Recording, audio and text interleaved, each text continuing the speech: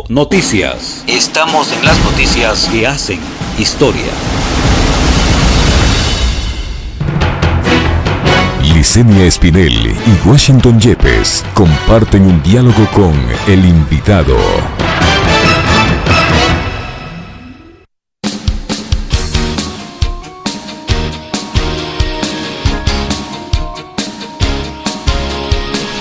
Las 8.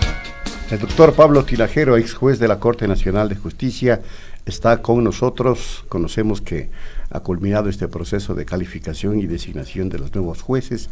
El Consejo de la Judicatura dio a conocer el pasado 28 de noviembre el listado de los 26 jueces que pasarán a trabajar de forma temporal en la Corte Nacional de Justicia tras la evaluación que se hizo en este organismo. ¿Cómo se llevó adelante el proceso? Pues de inmediatamente le consultamos a nuestro invitado, a quien le saludamos cordialmente. ¿Cómo está, doctor Tinajero? Bueno, muchas gracias, buenos días con todos y todas. Gracias por la invitación.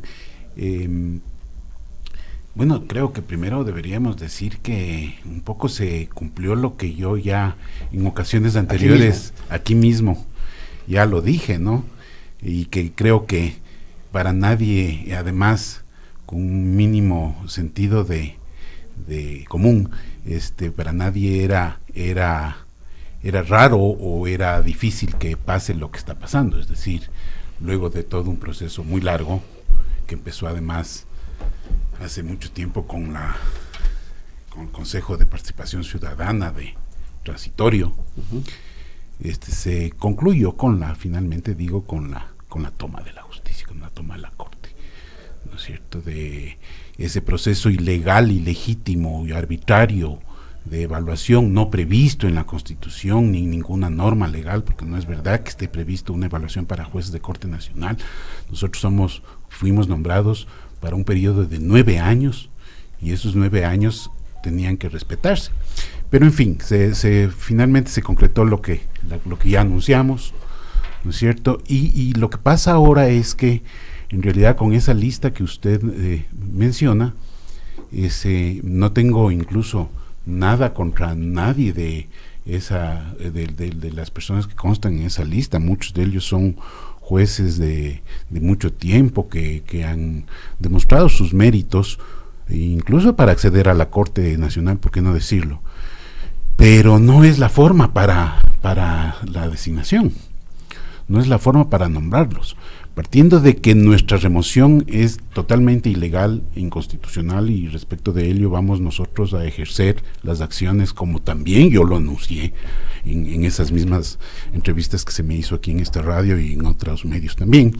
Evidentemente vamos a ejercer, pero además de que esa remoción, como digo, es ilegal, no solo que no está previsto en el Código Orgánico de la Función Judicial ni en la Constitución la forma de reemplazo como están actuando en el Consejo de la Judicatura.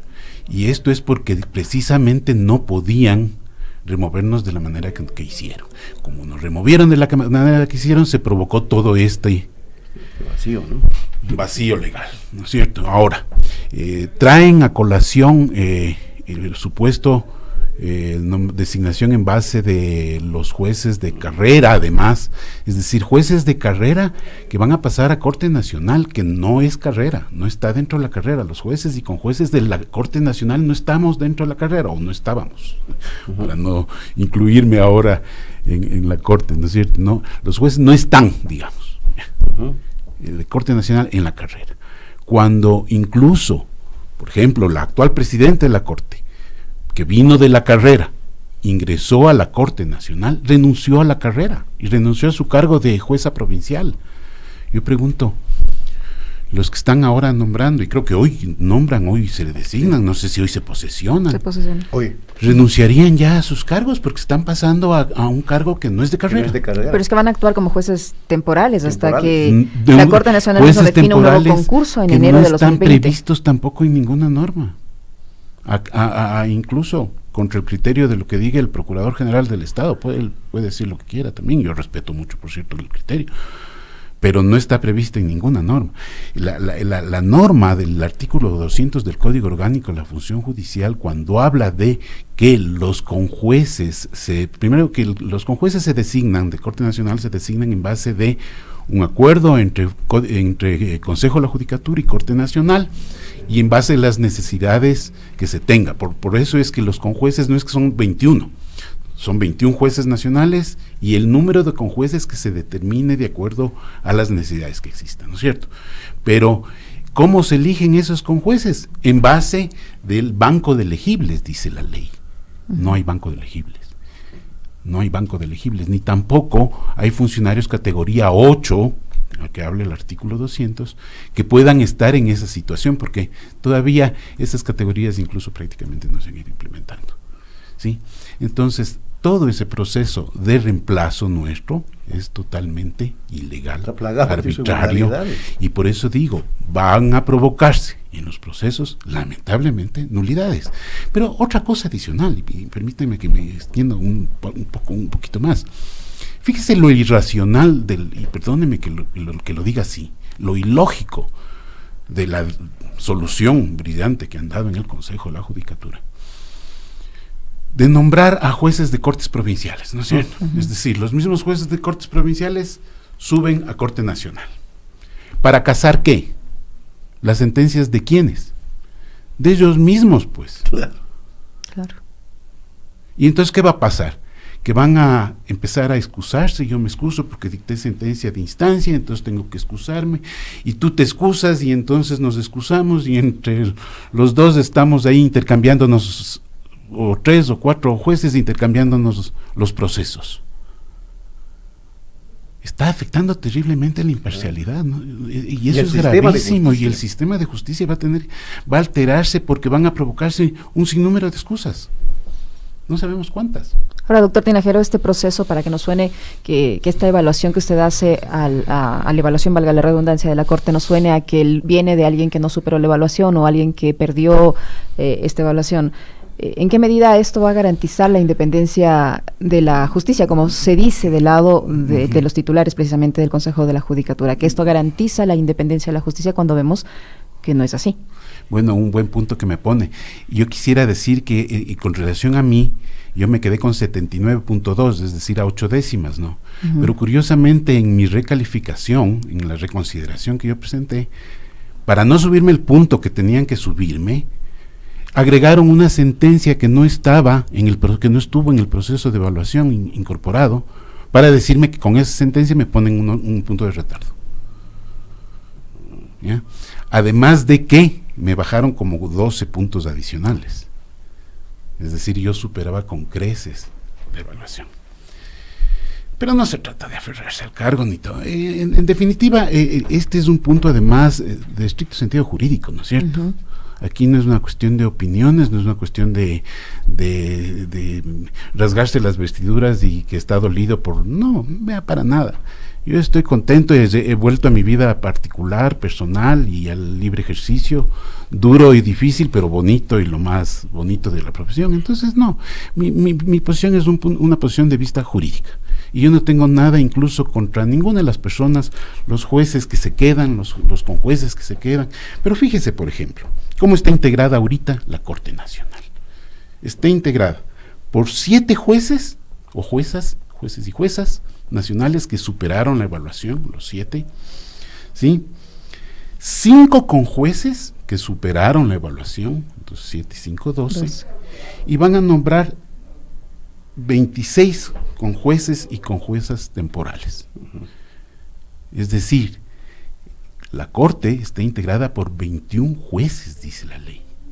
Pero resulta que ahora incluso van a estar conformando el Pleno de la Corte. Las decisiones que van a tomar en el Pleno de la Corte por jueces temporales designados, discúlpenme como se dice normalmente, a dedo.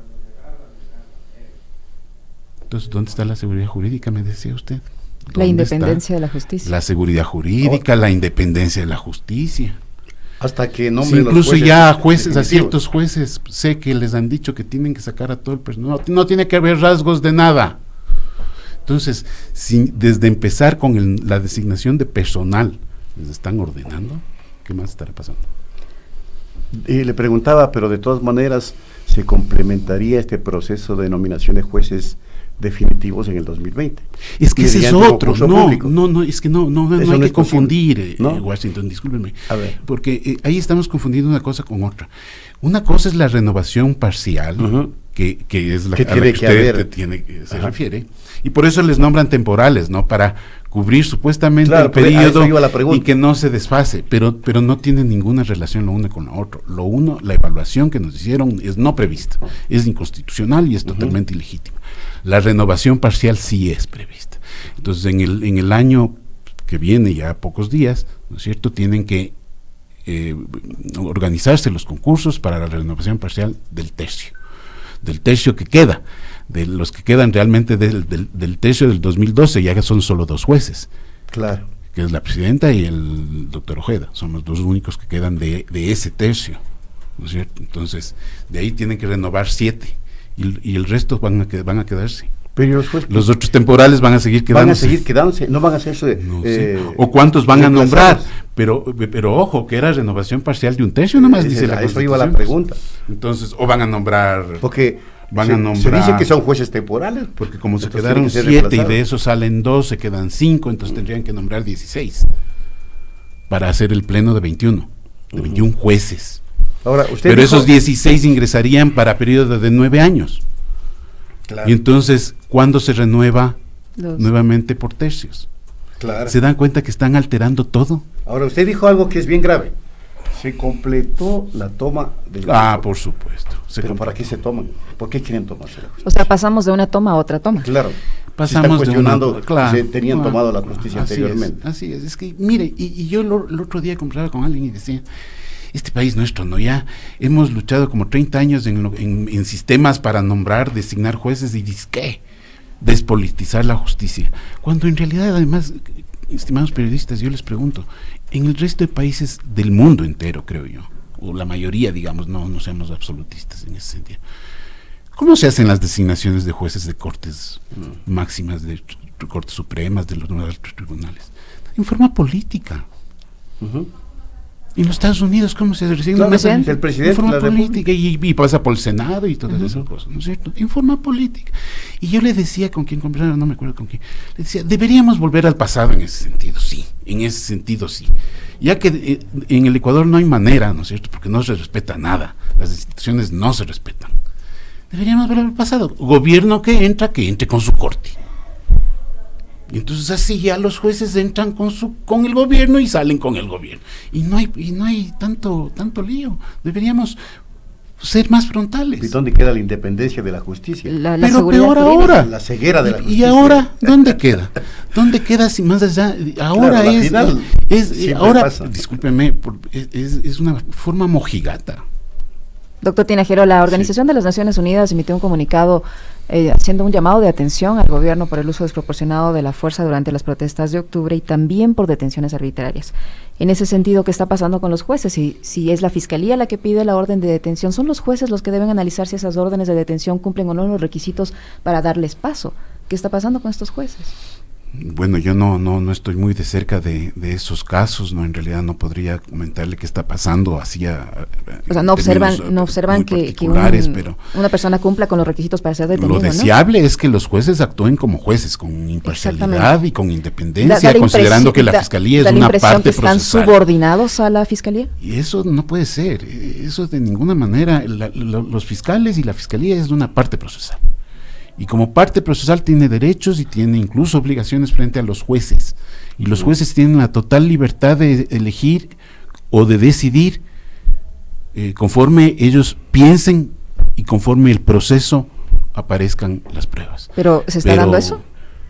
No me podría yo atrever a decir lo uno o lo otro. No tengo un conocimiento de algún caso en particular. Porque mira lo que pasa, por ejemplo, volviendo al tema de octubre, yo me quiero, perdón, Washington, solo insistir en esto. Hay detenciones a líderes sociales, a líderes políticos, por un mismo evento que fue las protestas de octubre. Algunos les dictaron medidas sustitutivas de prisión preventiva y a otros los mantienen presos. Lo ideal ahí, ya le entendí un poco a dónde. Lo ideal ahí es, primero, tener un criterio de igualdad, ¿no es cierto? Y segundo, que la misma Constitución dice que la prisión preventiva, la prisión es de última ratio. Y en ese sentido pienso que no solo en el ejemplo que usted ha puesto, sino en algunos otros más, podríamos decirlo, que no se está cumpliendo, ¿no? Y que más bien como que la prisión es la regla y la única forma de solucionar es teniéndole a la persona ahí, cuando incluso, el otro día conversábamos con otro colega, me decía, le están deteniendo a una persona por un tema de tránsito, incluso ni siquiera político, ¿no? De tránsito, pero llegaron a un acuerdo, todo esto, el causante pagó las lesiones, hizo todo. Igual le detienen al señor, provocando de esta manera incluso otro problema más grave, que es el problema social que ahora va a tener el detenido, que va a perder su trabajo, que va a perder muchas cosas probablemente, ¿no es cierto? Entonces, en términos generales, a mí me parece que en el país esa norma de última ratio, ese principio no se está aplicando. Y si en casos que pueden tener ciertos rasgos políticos, ¿no? Se debe tener mucho más cuidado, pues, porque judicializar la política es realmente un problema muy, muy grave. Ya el país ha venido desde hace mucho tiempo en eso, realmente tampoco no es que está pasando recién, pero no, debemos encontrar una solución que sea válida. Doctor, muchas gracias por habernos acompañado. Gracias a ustedes, muy gentil. El doctor Pablo Tinajero, ex juez de la Corte Nacional de Justicia, nos acompañó aquí en Punto Noticias. Hacemos la pausa, amigas y amigos. Volvemos con más.